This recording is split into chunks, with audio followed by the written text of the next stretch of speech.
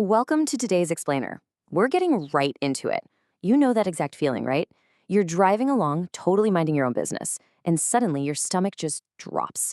Red and blue flashing lights light up your rearview mirror, and the panic sets in instantly. Well, today, we're going to transform that panic into absolute preparation. We're diving straight into Chapter 2 of our survival guide to handle these stops. And this is absolutely crucial to master, because every single word you say from the driver's seat is legally binding. Okay, so here is the game plan. We're covering 5 main sections: the speeding trap, the lane change pretext, equipment and tint violations, red lights and signs, and finally, expired tags and stickers. Let's jump right in. Section 1, the speeding trap. Overriding your instinct to argue. We have to start with speeding, mainly because it is by far the most common reason for traffic stops nationwide. Now, officers don't just guess your speed from memory. They are relying on highly technical instruments. Think radar guns, LiDAR, pacing, and VASCAR systems. Because these are technical devices with their own strict calibration logs, the shoulder of a busy highway is literally the worst possible place to debate their accuracy. Here's where it gets tricky. There's a massive difference between what you naturally want to say and what you actually should say. Your gut instinct is probably to justify your driving with something like, "Well, I was just keeping up with traffic." But legally speaking, that is a straight-up confession that you were speeding. Instead, you've got to aim for a legally neutral reality. So take a mental screenshot of this exact script. "Officer, I was trying to maintain a safe speed. I'll be more mindful going forward." It's polite, it acknowledges the stop gracefully, but crucially, it doesn't give them a single word that can be used against you in court later.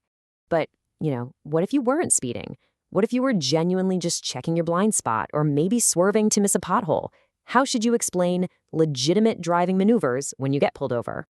That brings us to Section 2, the lane change pretext, the dual nature of weaving stops.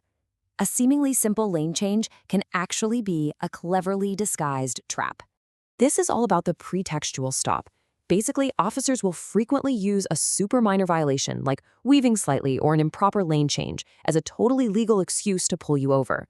But their real goal? They're looking for signs of impairment. It's their golden opportunity to kick off a DUI investigation. Again, fight those instincts. If you launch into a breathless 3-minute, highly detailed backstory about exactly why you swerved, you are practically handing them reasonable suspicion. To an officer trained in behavioral analysis, over-explaining screams deception, or worse, impairment. Stick to one calm sentence.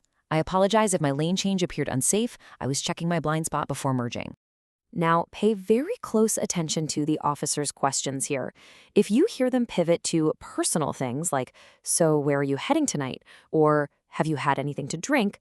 alarm bells should ring. The stop has officially escalated. Remember, you are not required to answer anything about your personal life beyond handing over your basic ID. Moving right along to Section 3, equipment and tint violations, managing the minor details. We're talking cracked windshields, broken taillights, you name it. If you're thinking, "Come on, it's totally unfair that a burned-out bulb can lead to my car being searched," well, the Supreme Court actually weighed in on this in Wren v. United States back in 1996. They ruled that pretextual stops are 100% constitutional, as long as a traffic law was actually broken. So yes, an officer can absolutely use a broken taillight as a legal foot in the door to investigate you. Look, equipment failures are usually genuine surprises. I mean, who checks their own brake lights before every grocery run? Your instinct will be to get defensive or aggressively claim ignorance. Don't do it. Project a cooperative attitude instead. Thanking the officer and promising an immediate fix is your absolute best bet for driving away with just a warning. For window tint, it's a bit different because the laws vary wildly by state. Memorize this polite phrasing. "Officer, my windows are tinted to X% VLT, which I believe is within the state's legal limit." And honestly, always keep documentation from your tinting company right in your car to back that up on the spot.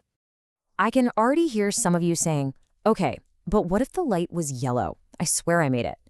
Nothing, and I mean nothing, makes drivers more instantly defensive than intersection violations. Which leads us to Section 4, red lights and signs, keeping emotions out of the intersection. Adrenaline runs really high here, but you've got to suppress that frustration. Arguing facts while cars are whizzing past you in a massive trap. Yelling, "I know what I did, I stopped completely," just sets a hostile tone. Instead, gently state your perception. Officer, I believed I came to a complete stop at that intersection. I'll be more careful going forward. See what that does? It respectfully kicks the factual dispute over to the courtroom where it belongs. And if you get tagged for a rolling stop, the classic California stop where you barely tap the brakes, use this quote: "I understand, officer. I'll be more attentive at stop signs." You are expressing a willingness to comply in the future without actually admitting guilt in the present. Finally, Section 5, Expired Tags and Stickers, Handling Administrative Infractions. These are civil issues. There's no criminal intent here, but handle it poorly and you could literally watch your car get towed away. Cops have heard literally every excuse in the book about why you haven't renewed your tags. Rambling about how busy work has been just wastes their time and makes you sound evasive.